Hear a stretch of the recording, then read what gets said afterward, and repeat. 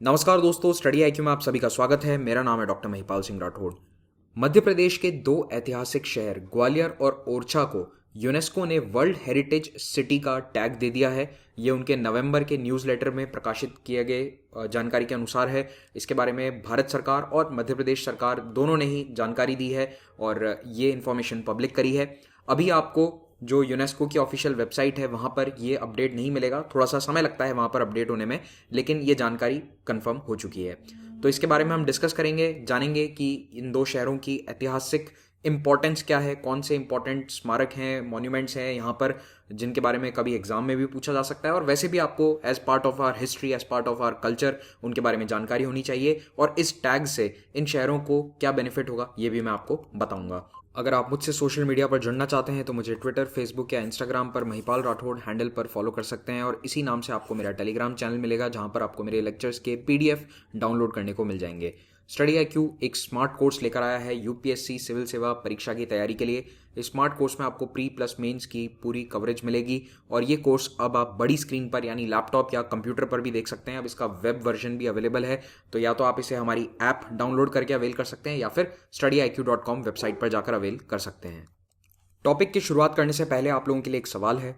अब world heritage sites कौन सी हैं भारत में, ये तो आई होप आप सभी जानते होंगे, लेकिन वर्ल्ड हेरिटेज कन्वेंशन जिसके बाद ये सारे वर्ल्ड हेरिटेज साइट की लिस्ट शुरू हुई है, इसको कब लाया गया था दुनिया के सामने? When was this convention open for signature? आपके सामने चार ऑप्शन है, 1970, 72, 75 या 1980। इस क्वेश्चन का जवाब आपको कमेंट सेक्शन में देना है और मैं आंसर दूंगा वीडियो के अंत में। यूनेस्को ने मध्य प्रदेश के दो हिस्टोरिकल फोर्ट सिटीज ग्वालियर और ओरछा, जिनके दोनों के फोर्ट यानी किले बहुत मशहूर हैं, इन दोनों शहरों को वर्ल्ड हेरिटेज सिटीज की लिस्ट में शामिल किया है। ये वर्ल्ड हेरिटेज सिटी का जो पूरा कॉन्सेप्ट है ये यूनेस्को के अर्बन लैंडस्केप सिटी प्रोग्राम के तहत चलाया जाता है। ये नाम बहुत ही इंपॉर्टेंट है, इसको आप स्टार मार्क कर लो। अर्बन लैंडस्केप सिटी प्रोग्राम, अगर कभी क्वेश्चन आया तो इसके पूछे जाने की पूरी संभावना है।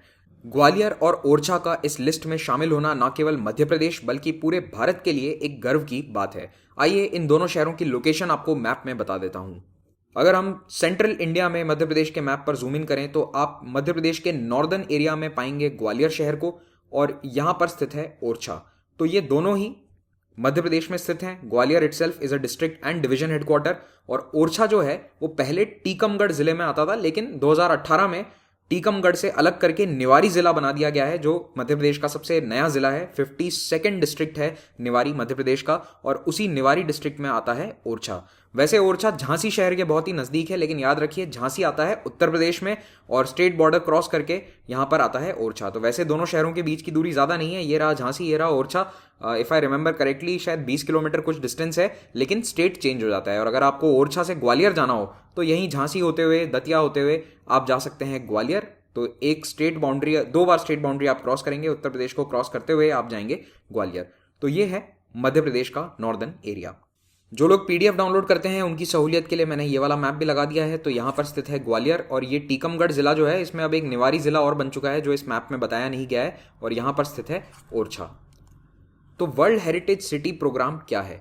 ये एक ऐसा प्रोग्राम है जो अर्बन हेरिटेज को प्रोटेक्ट करता है और बेटर मैनेज करने के लिए प्रोत्साहित करता है विभिन्न देशों को। तो अगर इस प्रोग्राम में कोई शहर शामिल होता है तो उससे क्या होता है, एक तो उनको कैसे आगे डेवलप करना है, हेरिटेज को कंजर्व कैसे करना है, अपनी विरासत को कैसे बचाकर रखना है, इस सब के बारे में एक थियोरेटिकल फ्रेमवर्क तैयार करके आपको यूनेस्को देगा। दूसरा, इन प्लान्स को इंप्लीमेंट करने के समय आपको टेक्निकल मदद भी दी जाएगी। तो मान लो जैसे ओरछा में बहुत सारी पुरानी भित्ति चित्र हैं, दीवारों पर पेंटिंग्स बनाई गई हैं। अब इन पेंटिंग्स को कैसे प्रिजर्व करना है, उनका केमिकल ट्रीटमेंट कैसे होगा, इसमें अब यूनेस्को भारत की मदद करेगा। तो वैसे हमारी एजेंसीज भी करती हैं, लेकिन उसमें आपको इंटरनेशनल एक्सपर्ट्स की मदद और गाइडेंस मिलनी शुरू हो जाएगी। इस प्रोग्राम की शुरुआत कैसे हुई थी? 2005 में डरबन, साउथ अफ्रीका में वर्ल्ड हेरिटेज कमेटी का 29th सेशन था। उस सेशन में पहली बार ये जरूरत महसूस करी गई कि ना केवल इंडिविजुअल हिस्टोरिकल साइट्स जैसे कि Ajanta Ellora caves, Taj Mahal, red fort, ये तो वर्ल्ड हेरिटेज साइट हैं ही, लेकिन इनके अलावा कई ऐसी जगह हैं जहां पर पूरे शहरों को कंजर्व करने की आवश्यकता है, क्योंकि नया डेवलपमेंट बहुत तेजी से हो रहा है और जो हेरिटेज स्ट्रक्चर्स हैं उनको खतरा हो सकता है। तो heritage conservation along with socio economic development. अब ऐसा नहीं है कि आप किसी शहर को 16वीं शताब्दी में ही रख सकते हैं, भाई वहाँ के लोग तो 21वीं शताब्दी में रह रहे हैं, तो उनके इकोनॉमिक डेवलपमेंट का ख्याल रखते हुए हेरिटेज को कैसे कंजर्व किया जाए, इसी को आगे बढ़ाने के लिए वर्ल्ड हेरिटेज कमेटी ने ये प्रोग्राम शुरू किया था, वर्ल्ड हेरिटेज सिटीज़ प्रोग्राम, और इसी में historic urban landscape initiative launch किया गया था। अब इस लिस्ट में शामिल होने के लिए क्या क्राइटेरिया पूरे करने होते हैं? पहला क्राइटेरिया है कि लगभग पूरा शहर एक तरह से हेरिटेज स्टेटस के लिए दावेदार हो। दूसरा, वो एक लिविंग फंक्शनिंग सिटी हो, यानी कि खंडर नहीं हो सकता जहां पर आज कोई नहीं रहता, ऐसा शहर होना जरूरी है जहां आज भी लोग रह रहे हैं। तो जैसे भारत में जयपुर है, अहमदाबाद है, ये शहर लिविंग फंक्शनिंग सिटीज हैं, यहाँ पर लोग रहते हैं और हेरिटेज स्ट्रक्चर्स में भी रहते हैं कई जगह। तो यहाँ पर जो हेरिटेज है वो शहर की लाइफ से इंटरट्वाइंड होना चाहिए, यानी कि बिल्कुल जुड़ा हुआ होना चाहिए। जो हेरिटेज का एंगल है वो लोगों के जीवन से। कुछ शहरों में ग्रुप्स ऑफ हिस्टोरिक बिल्डिंग्स भी हो सकती हैं। अब ज़रूरी नहीं है कि दिल्ली जैसा बड़ा शहर पूरा वर्ल्ड हेरिटेज सिटी घोषित किया जाए। अगर कोशिश करी जाएगी फ्यूचर में तो मे बी दिल्ली का जो ये वाला हिस्सा है, मेहरौली आर्कियोलॉजिकल कॉम्प्लेक्स वाला, जहाँ पर कुतुब मीनार है, जो पुराना किला है पृथ्वीराज चौहान का, वो एरिया हो सकता है कि एक वर्ल्ड हेरिटेज सिटी के रूप में घोषित कर दिया जाए। तो ग्रुप ऑफ हिस्टोरिक मॉन्यूमेंट्स या बिल्डिंग्स भी हो सकती हैं। ऐसा नहीं है कि पूरा शहर इंक्लूड करना ज़रूरी है। ऐसे शहर जहाँ पर already world heritage cultural landscapes हैं, उनको ये स्टेटस मिलना थोड़ा सा कंपैरेटिवली आसान हो जाता है। अब दुनिया भर में बहुत सारे शहर हैं जो इस स्टेटस के लिए ट्राई कर रहे हैं या फिर उन्हें स्टेटस दिया जा चुका है। तो पूरी दुनिया की लिस्ट से हमें अभी कोई लेना देना नहीं है, क्योंकि हमारे एग्जाम्स भारत में होते हैं। तो मैक्स टू मैक्स आप भारत के शहर याद रख लो। अहमदाबाद 2017 में, जयपुर 2019 में, इन दो शहरों को ये दर्जा दिया गया था वर्ल्ड हेरिटेज सिटी का। थोड़ा बहुत पड़ोसी देशों में भी देख लो तो लाहौर, काठमांडू वैली, बागेरहाट बांग्लादेश, कैंडी और गौल श्रीलंका में, इनको भी ये वर्ल्ड हेरिटेज सिटी में शामिल किया गया है। अब हम बात करते हैं सबसे पहले ग्वालियर की। तो ग्वालियर का सबसे आइकॉनिक लैंडमार्क है वहाँ का किला।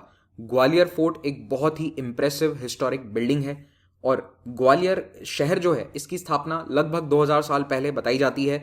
और ग्वालियर किला भी एग्जैक्टली कब बनना शुरू हुआ ये हमें नहीं मालूम, बहुत पुराना है, अप्रॉक्सीमेटली 2000 ईयर्स ओल्ड ये किला भी बताया जाता है। हाँ, ऐसा स्ट्रक्चर नहीं था 2000 सालों से। देखो धीरे धीरे बनता है, हर डायनेस्टी में हर राजा ने कुछ ना कुछ इसमें एडिशंस किए हैं। बट ऐसा माना जाता है कि 8 AD यानी आज से लगभग 2012 साल पहले सूरज सेन नाम के एक लोकल राजा को यहाँ पर एक होली मैन ने, एक साधु ने ठीक कर दिया था लेप्रेसी से। तो उसके बाद ये वाला जो जगह है उस साधु के नाम के पीछे ग्वालिपा नाम से बसाया गया और शहर का नाम पड़ गया धीरे धीरे ग्वालिपा और आगे चलकर ग्वालियर। और यहाँ पर अर्लीस्ट हिस्टोरिकल रिकॉर्ड जो हमें मिलता है वो है मिहिर कुल, 4th सेंचुरी का रूलर है व्हाइट हंस का, उसके समय से। ग्वालियर पर हिस्टोरिकली बहुत सारे अलग अलग डायनेस्टीज़ का रूल था। किसी समय गुर्जर प्रतिहार जो डायनेस्टी है वो यहाँ पे रूल करती थी। तोमर डायनेस्टी ने बहुत लंबे समय तक रूल किया, बाघेल कछाव रूलर्स, और उसके बाद लास्ट जो थे वो फेमस रूलर्स थे सिंधियाज, और उसके बाद ब्रिटिश रूल। 9th सेंचुरी में जब गुर्जर प्रतिहार रूल था तब यहाँ पर ग्वालियर फोर्ट में तेली का मंदिर नाम का एक टेम्पल बनाया गया। ये आज भी यहाँ पर मौजूद है। It is a historical temple. हालांकि ये डिस्ट्रॉय कर दिया गया था काफ़ी हद तक during the attacks of Mahmud Ghazni and later attacks as well. तो 1021 में यहाँ महमूद गजनी ने अटैक किया था, लेकिन उसे रिपेल कर दिया गया। 1231 से ये सल्तनत रूल में आ गया। इल्तुतमिश ने यहाँ पर हमला किया था और 13th सेंचुरी से वो सल्तनत रूल में था। लेकिन 14th सेंचुरी के एंड में तोमर डायनेस्टी यहाँ पर अपना शासन स्थापित करती है। Raja Vir Singh started the rule from Gwalior. Jain sculptures को काफ़ी बनाया गया तोमर डायनेस्टी के रूल के दौरान ग्वालियर फोर्ट में। और इस वंश के सबसे फेमस राजा थे मान सिंह तोमर। इन्होंने मान मंदिर पैलेस बनवाया ग्वालियर में, फोर्ट में, और ये आज सबसे बड़े टूरिस्ट अट्रैक्शंस में से एक है। ग्वालियर फोर्ट में एक और बड़ा इंपॉर्टेंट जो महल है वो है गुजरी महल, जो एक गुर्जर प्रिंसेस के लिए, रानी के लिए बनवाया गया था। ये भी 15th सेंचुरी में बनाया गया। चतुर्भुज टेम्पल ग्वालियर फोर्ट में, ये भी एक बहुत इंपॉर्टेंट मॉन्यूमेंट है क्योंकि यहाँ पर 0 का इंस्क्रिप्शन है। तो it is one of the first inscriptions 0 को दर्शाते हुए, और ये माना जाता है लगभग 1500 साल पुराना इंस्क्रिप्शन है। एग्जैक्ट डेट हमें नहीं मालूम। 15th सेंचुरी में यहाँ पर एक सिंगिंग स्कूल शुरू करी गई थी जिसमें तानसेन ने भी इस स्कूल को अटेंड किया था। 18th सेंचुरी आते आते ये फोर्ट और ये शहर मराठास के कंट्रोल में आ गया। महाडजी शिंदे ने ग्वालियर पर हमला करके उसे जीता था और सिंधिया डायनेस्टी यहाँ पर स्थापित करी। लेकिन उसके बाद सिंधियाज और ब्रिटिशर्स के बीच में भी जो एंग्लो मराठा वॉर्स थे उसमें ये शहर, इसका कंट्रोल चेंज होता गया। अल्टीमेटली ब्रिटिशर्स का यहाँ पर कंट्रोल आया। 1857 में जो क्रांति हुई थी उस समय भी ग्वालियर सबसे इम्पॉर्टेंट साइट्स में से एक था। आई एम श्योर आपको पता होगा कि जो झांसी की रानी लक्ष्मीबाई थी वो यहीं पर ग्वालियर के फोर्ट पर ही लड़ाई लड़ते हुए वीरगति को प्राप्त हुई थी, यहीं पर उनकी डेथ हुई। और अगर आप कभी ग्वालियर जाएं तो उनका जो स्मारक है उसे ज़रूर विजिट कीजिएगा। ग्वालियर फोर्ट में एक और इम्पॉर्टेंट टेम्पल है सहस्त्रबाहु टेम्पल। इसे आमतौर पर लोग सास बहू टेम्पल भी कहते हैं और ये विष्णु भगवान को समर्पित है, कोई सास बहू को समर्पित नहीं है। ये चीज़ बहुत इंपॉर्टेंट है, याद रखिएगा।